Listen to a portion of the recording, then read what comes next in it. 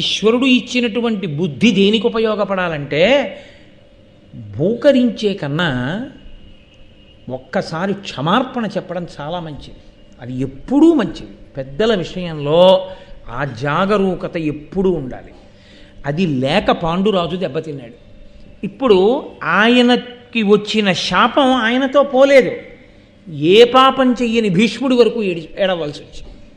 అయ్యో, ఈ పాండురాజు కొడుకులు రాజ్యానికి రావలసిన వాళ్ళు ఇప్పుడు ఈ పాండురాజు భార్యా సమాగమానికి పనికిరాని వాడు అయ్యారు. ఇంతటి అందగత్తెలు కోరి కోరి వివాహం చేసుకున్నాడు. కడుపు పండనే లేదు. ఏ స్త్రీ అయినా భార్య అయినందుకు సంతోషించేది అమ్మ అని పిలిపించుకున్నాడు. అసలు అమ్మ అని పిలిపించుకునే అదృష్టం లేకుండా పోయింది కుంతికి మాద్రికి. వాళ్ళెంత ఏడుస్తారు. ఎందుకు ఈ వేట, ఎందుకు వచ్చి కూర్చున్నావు, ఎందుకు వచ్చి మునితో ఆ మాటలు మాట్లాడడం, ఆఖరి ఊపిరితో ఉన్నవాడితో. ఇప్పుడు నీ శాపం బాగానే ఉంది, మా బతుకులు అమ్మ అనిపించుకోకుండా పోయే, వంశం లేకుండా పోయింది, తల కొరివి పెట్టేవాళ్ళు లేరు. ఎంత తప్పు పని చేశావా అని ఇంతమంది నింద చేసే రోజు వచ్చిందా? ఏమని వెళ్ళి పరిపాలన చేస్తాడు? వెనక్కి తిరిగి పెడితే అందరూ మునిశాపానికి గురైన వాడు అంటారు.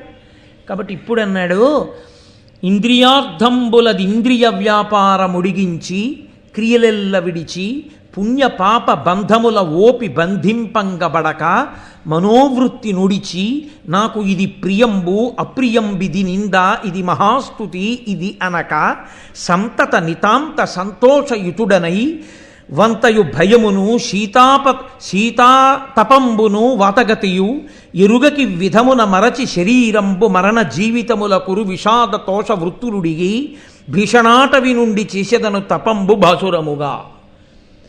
ఒక్కసారి క్షమించండి అననందుకు ఏ నిర్ణయానికి వచ్చాడో చూడండి. మీరు నా పక్కన ఉండి ఉపయోగం ఏముంది కుంతి మాద్రి, ఇలా కష్టాలు పడ్డమే కదా.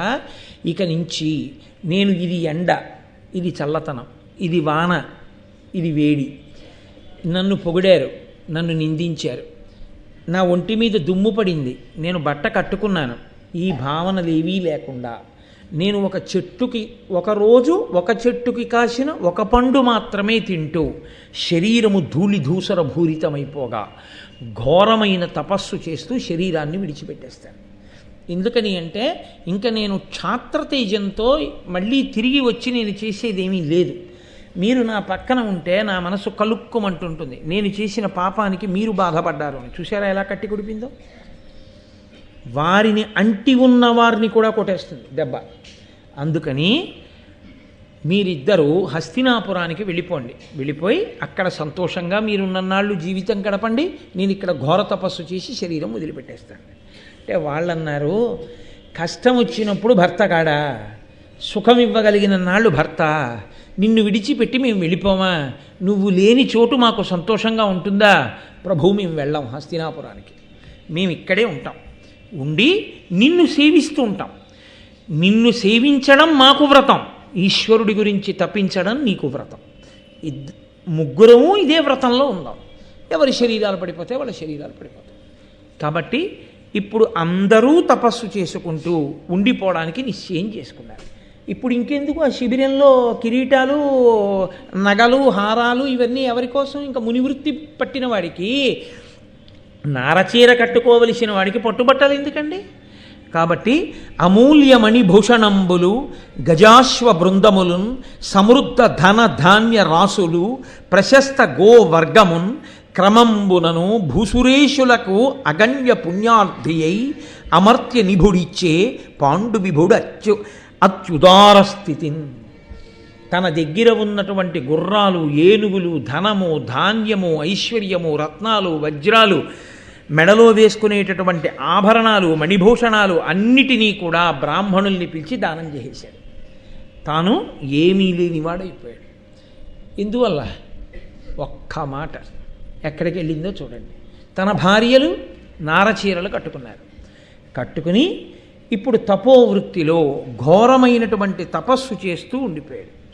ఉండిపోయిన తర్వాత ఒకానొక రోజున ఆయన అలా దాటుతూ శతశృంగ పర్వత శిఖరం దగ్గరికి చేరుకున్నాడు. అక్కడ ఒక అమావాస్య తిథి వచ్చింది.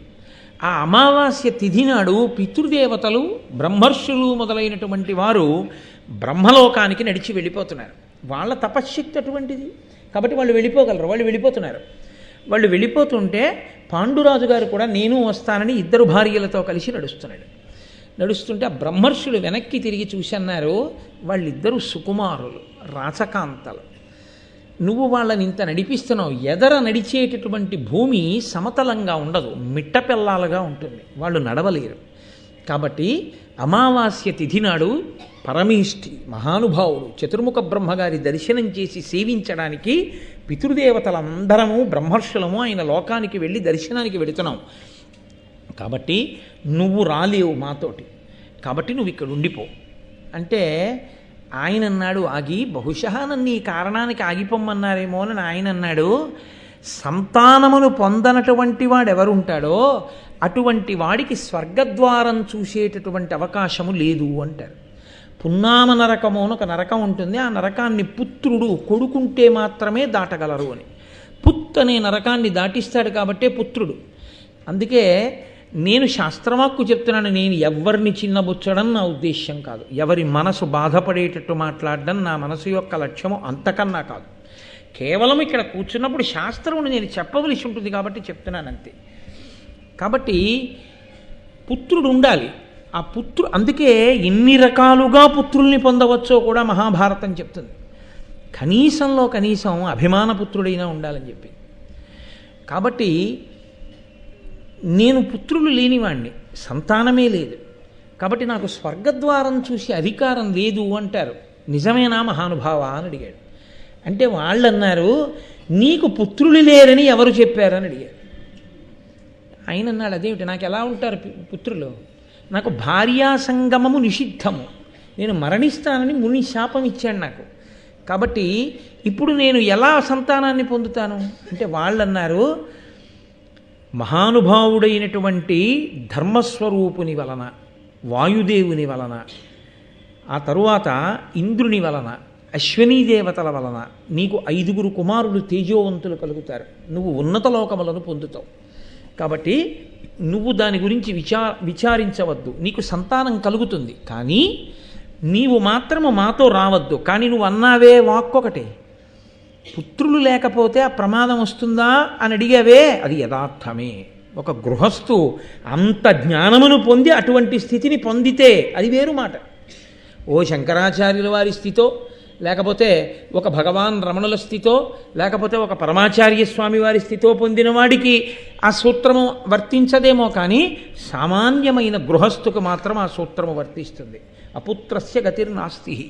కాబట్టి నాయనా నీకు కొడుకు ఉండడం మంచిదే, కానీ ఉంటారు, నువ్వు ఎందుకు బెంగ పెట్టుకుంటావు అని వాళ్ళు వెళ్ళిపోయారు.